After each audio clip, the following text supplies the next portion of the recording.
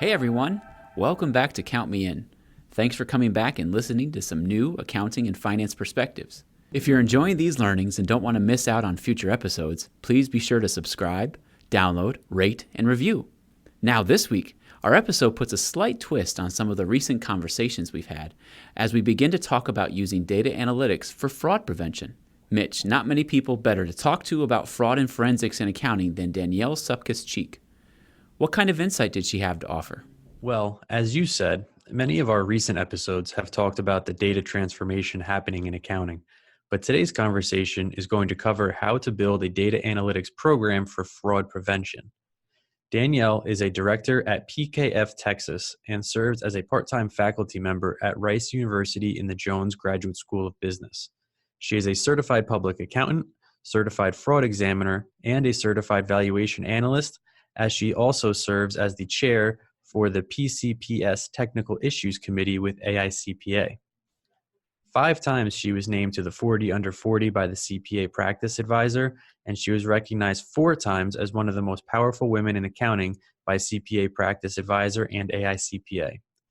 Danielle is a true accounting expert and covers a number of topics relating to analytics and fraud for us, so let's start the conversation.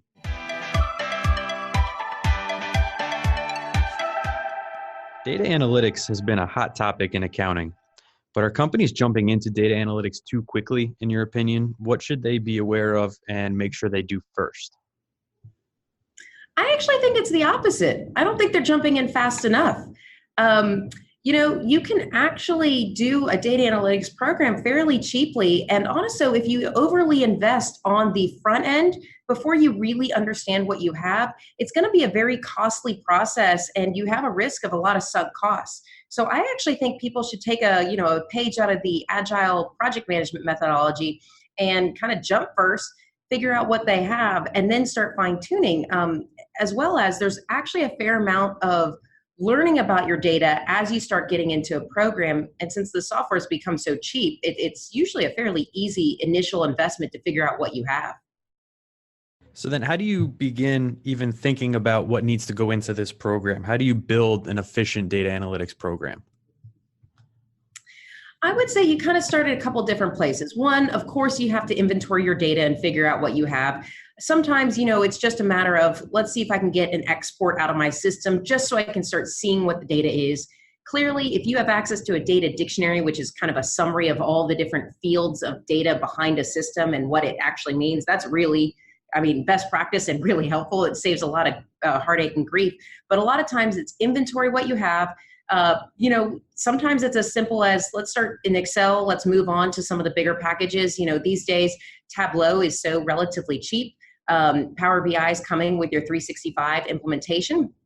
So you can start doing a visual exploration of your data and seeing what you have and starting to focus on what are the areas that you think you have risks and really fine tuning it to your risk of your business.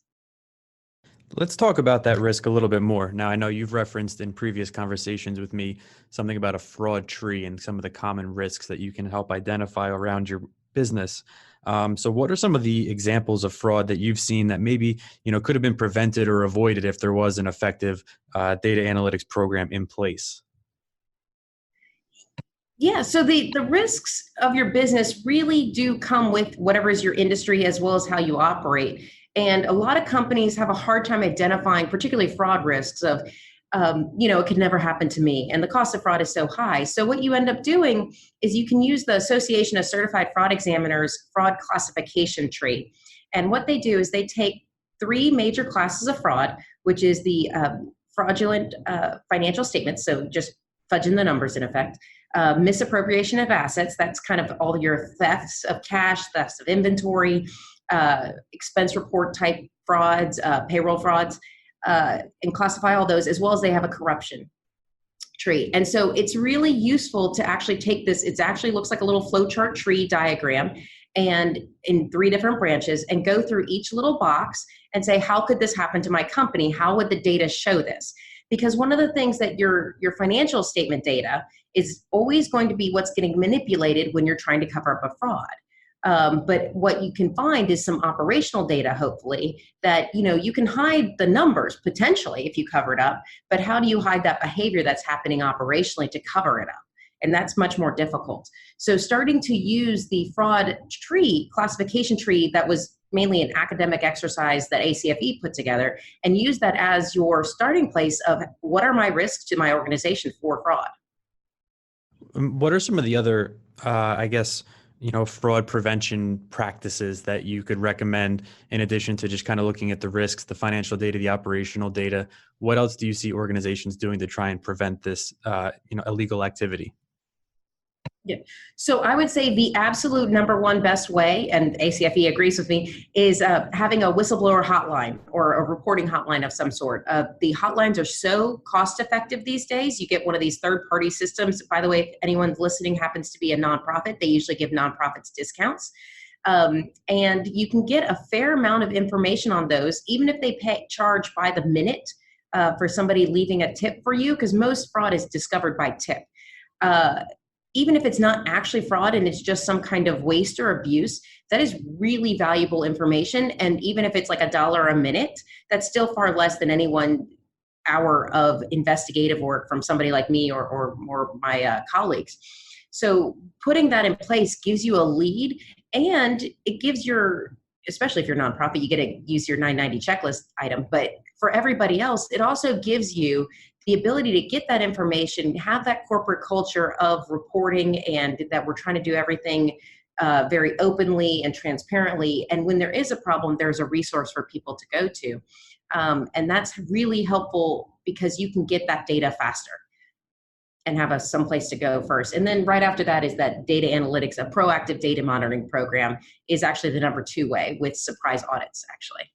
So can you walk us through a little bit of your, normal investigative work? If you were to come across a case, what are some of your practices? We actually usually start with some kind of analytical review of whatever we have access to. So usually we have somebody has a hunch of something or specific concern, and we usually do start with some kind of data analytics because we need to start fine tuning and seeing what looks anomalous. It's hard to just decide we're going to open up a file drawer and this is where we're going to start wasting a lot of our clients' resources on doing a bunch of tests that don't necessarily matter. So we really want to use data analytics to start fine tuning where we spend time. If it's an unknown, we can start using something like a Hawthorne effect approach, where you create the perception of additional monitoring or actual additional monitoring, and you compare the before and after, because people change their behavior when they think they're being monitored. If you don't know what you're looking at and you can't find anything at first, you can start looking at changes over time. And you can start looking at some really high level ratio analysis, if not your traditional ratios, but comparing your non-financial metrics to your financial metrics, looking at trends, or some modified relative analysis where you're looking at the vendors that are progressively increasing month over month over month, because people usually test the waters with one kind of fraud and then start accelerating if they're starting to see that it's working and getting through the system. So it's usually a fair amount of this data analysis at first. And so if companies start putting this in place on the front end and be proactive about it, they're going to start detecting fraud faster, or even just inefficiencies, and have some operational gains from it. Because that's our first step. And then once we go from there, we then start getting into that more, pulling records, doing detail vouching, and all your kind of more traditional audit or investigative steps.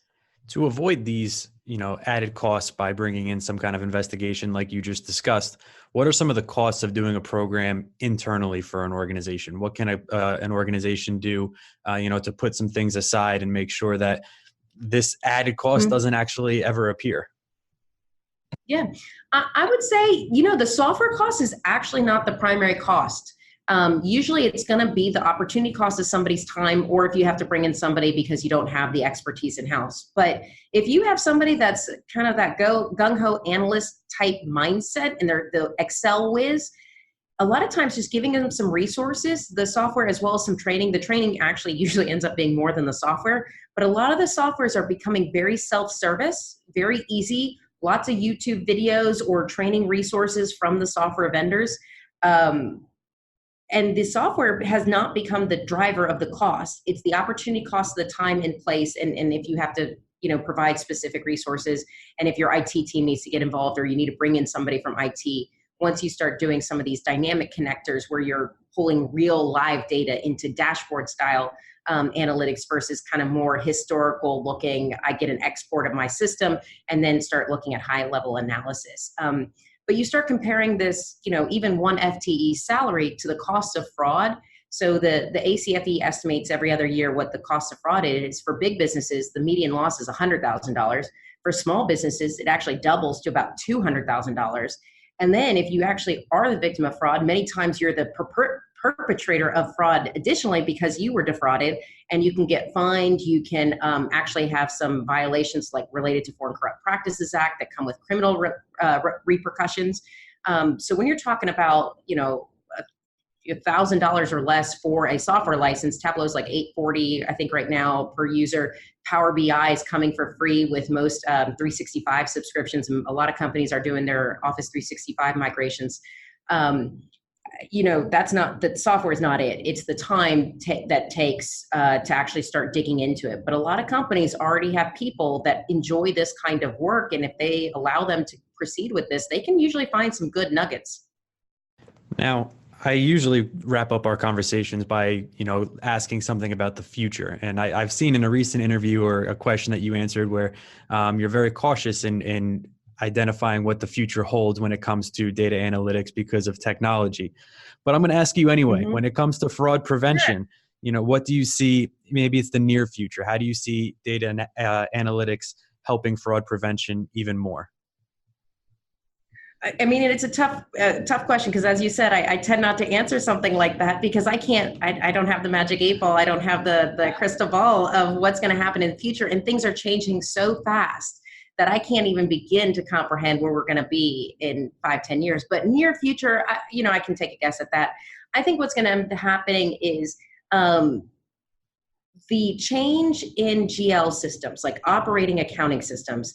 QuickBooks was actually one of the first to do this, where the GL is no longer a summary of batches that are being held in other modules. And so subledgers are not being batched and putting into the GL. The GL is getting every single transaction, and the modules are in effect reporting off the general ledger. With additional fields from the table. And that's not exactly right on the database architecture, but if you think about batches, like daily batches versus each transaction's hitting the GL. As companies have gone to more ERP style softwares that have larger computing power, some of those legacy softwares that still do things in batches, I'm going to see even more so go away. And I think you're going to be able to gain more information and data from your GL system. I think is going to be the big one, and working with large populations of data and looking at full populations. And then I think also the model where companies go to ERPs from the smaller market softwares, I think is going to be delayed. I think you're going to start seeing more, you have a smaller system that's a more generic system, your QuickBooks Zeros type of systems, as your core GL system, but you have more add-in plugins, and the add-ins and plugins are going to start getting so robust, and the syncing capability is going to improve, that you're going to start seeing people stay on longer because they can start doing somewhat best in class for industry niche specialties of their different, mainly revenue side of things. And then that's going to be summarized into a QuickBooks GL. So you're going to start having this push towards some information is going to get more centralized in the bigger accounting packages, but in some of the smaller sides, you're actually going to have it more distributed. And depending on how the syncing works, you're going to have to start really being very strong at either joining data or somehow comparing data between two different systems, or you're getting it back to easier on some of the bigger packages. So I think it's kind of a back to the old and the new coming into the old and the old coming into the new, and a kind of a mix match of where different systems used to be in different marketplaces, like in the size of the client. So I think that's going to be the future, the short-term future trend is a kind of a shift on where the underlying data resides, and how that makes for complex analytics, because you're starting to have to pull in from many different sources potentially, or you get one big source that's really hard to manage because there's so much data in one system. This has been Count Me In, IMA's podcast, providing you with the latest perspectives of thought leaders from the accounting and finance profession. If you like what you heard and you'd like to be counted in for more relevant accounting and finance education, visit IMA's website at www.imanet.org.